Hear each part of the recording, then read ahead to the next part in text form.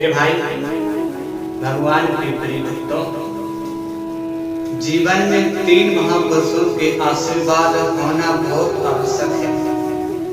अगर जीवन में वह 3 आशीर्वाद अगर आपको प्राप्त हो गए तो समझना आपका जीवन सफल हो गया। बोले राधे राधे।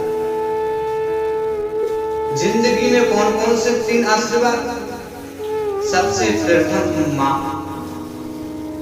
दूसरे महात्मा, तीसरे परमात्मा।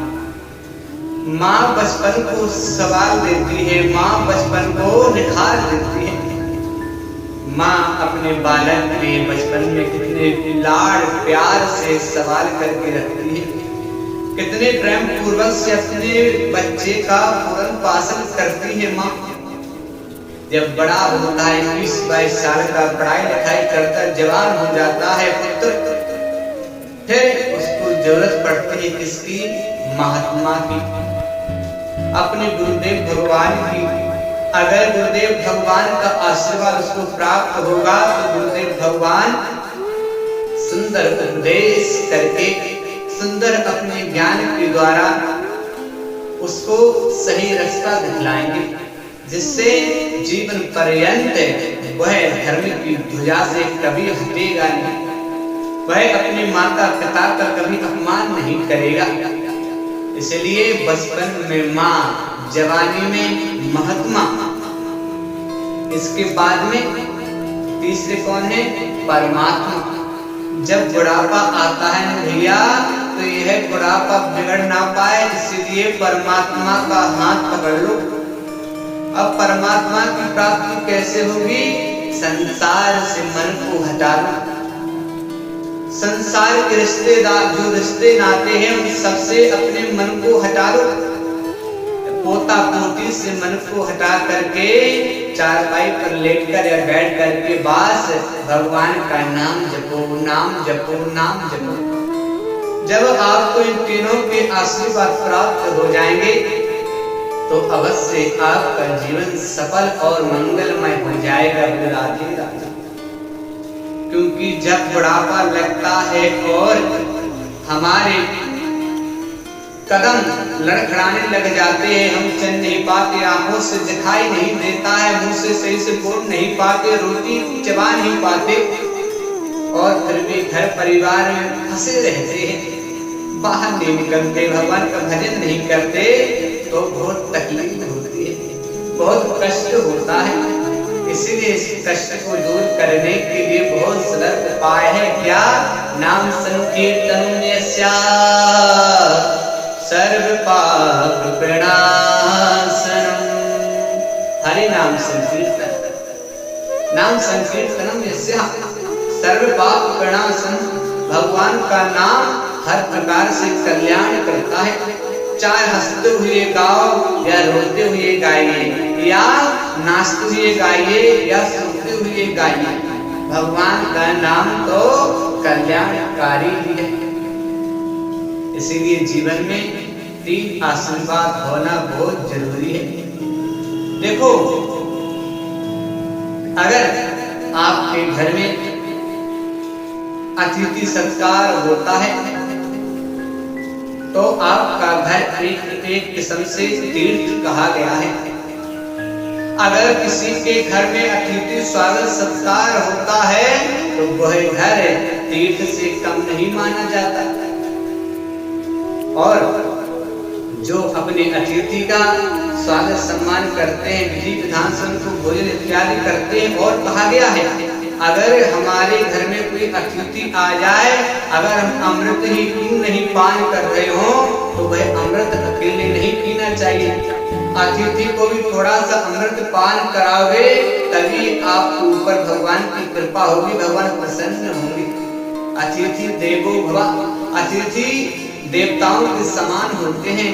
पता नहीं कौन से रूप में हरि आ जाए, आपको क्या पता भगवान कौन सा रूप धारण कर करके आपके घर में पधार जाए। जब भगवान कहते हैं उनकी बुआ से, बुआ उस वरदान मांगो, क्या चाहिए आपके लिए? तो कुंती बुआ कहती हैं भैया मुझे तो बस अगर आप देना चाहते हो तो ये सुख नहीं चाहिए, मुझे तो केवल दुख ही दुख दो जिससे आपका भजन होता रहे।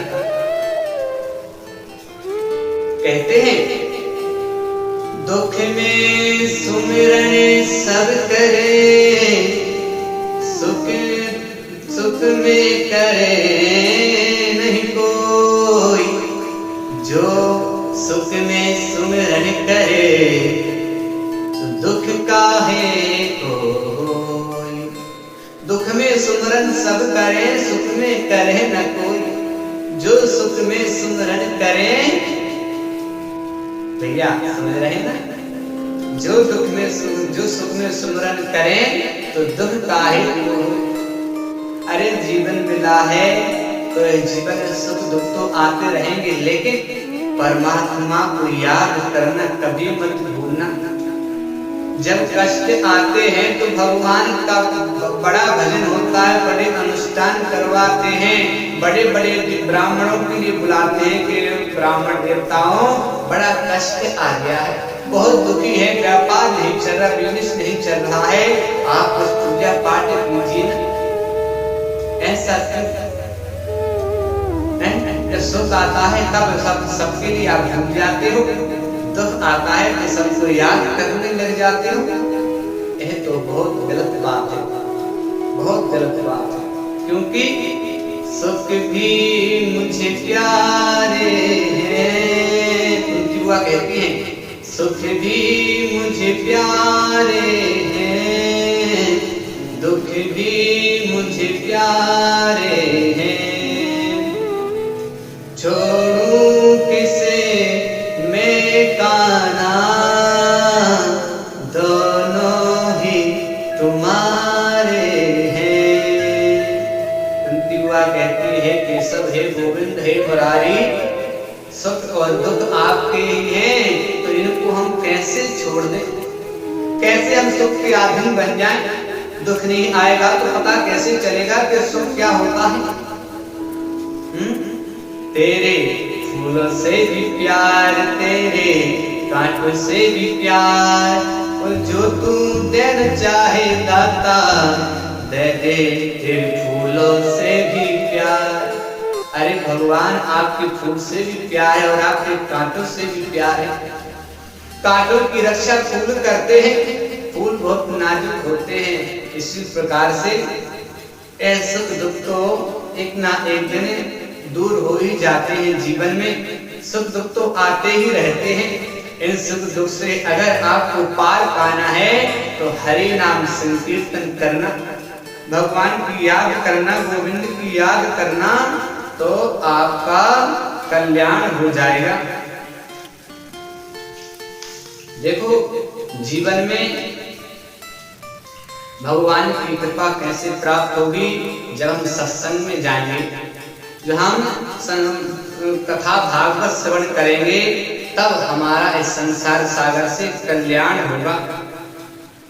क्योंकि लोग कहते हैं भैया आप बतलाइए यह व्यक्ति स्वर्ग में गया है या फिर नरक में गया है।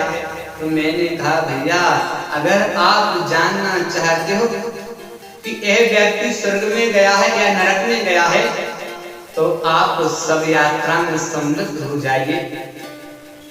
आप उस सब यात्रा में सम्मिलित होंगे और देखेंगे सुनेंगे आगे पीछे के लोगों के द्वारा, तो आपको पता चलेगा।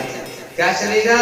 आगे वाले अगर कहें भैया व्यक्ति तो बहुत अच्छा था, बहुत सत्कर्म करता था, संतों की सेवा करता था, धर्म का बहुत बड़ा भक्त था, भगवान की भक्ति में डूबा रहता था, बहुत जल्दी चला गया, तो समझ लेना वह व्यक्ति स्वर्ग गया है। अगर लोग कहें चलो एक पृथ्वी से एक पापी और कम हो गया, एक पाप का घड़ा और फूट गया, इसलिए तो समझना कि वह व्यक्ति नरक में गया है। अगर उसकी कोई प्रसन्नता करे समझना स्वर्ग गया है, और बुराई करे तो नरक गया, सीधा सत्संग तो समझा। इसीलिए जीवन में आपके लिए अगर कुछ प्राप्त करना है तो क्या भगवान ने इतना सुंदर स्वरूप बनाया है हमारा, इतना सुंदर हमारे लिए जीवन मिला है, इसलिए भक्ति करने के लिए, भजन करने के लिए। अन्यथा अगर आप भगवान को छोड़कर के संसार में पड़े रहोगे तो आपके हाथ में कुछ नहीं लगेगा। आप ऐसे अपने जीवन को बेकार में निकाल दोगे। डॉक्टर और गुरु के सामने कभी झूठ नहीं बोलना चाहिए। अगर आप गुरुदेव भगवान के सामने झूठ बोलोगे, सच को छुपा लोगे तो उसका प्रायश्चित कैसे करोगे आप? और एक डॉक्टर होता है, डॉक्टर के पास जाओगे और अपने रोग को छुपा लोगे तो वह डॉक्टर आपके रोग की दवाई कैसे कर पाएगा? इसलिए भैया गुरुदेव